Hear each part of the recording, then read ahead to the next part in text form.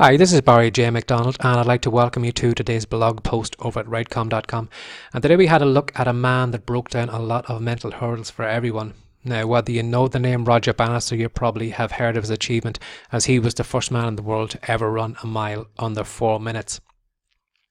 And it's funny, from his achievement, that event has been added to so many motivational books and self-help books, and he's been spoken about at so many, self-development seminars, and, been shown to be, an event where somebody has lifted, a limit that the whole world thought was on it.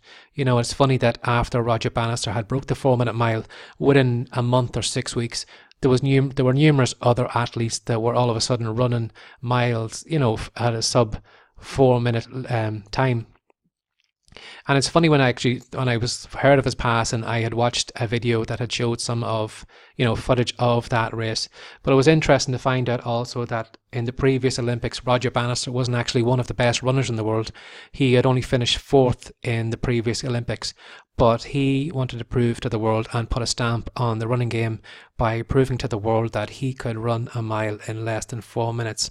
So it's interesting to see, like, we in the self-publishing world, a lot of us entered the game, and when years ago compared to maybe traditional publishers, it was always said, well, a self-published author will never reach a high point on the New York Times bestsellers list. A self-published author won't be able to make a living from their work. A self-published author won't be able to do this and that. And yet so many self-published authors have gone on to do that. And not even in online business. A lot of us have mental limits on what we can do. We may believe that we're never going to have 1,000 subscribers. Maybe that we're never going to have maybe $1,000 payday.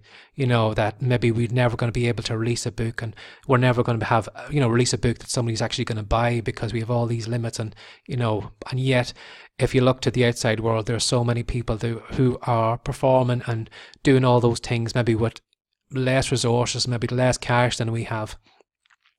So maybe today you may pay attention to what limits you believe about yourself, believe about your business or your work or your earnings or whatever it is, and kind of say to yourself, is that really true, or is that something that I am, limiting myself by thinking, So try thinking out of the box, try thinking of those people who are performing at a higher level than you are with less resources, and at the end of the day, they're the same as you. They're a human being.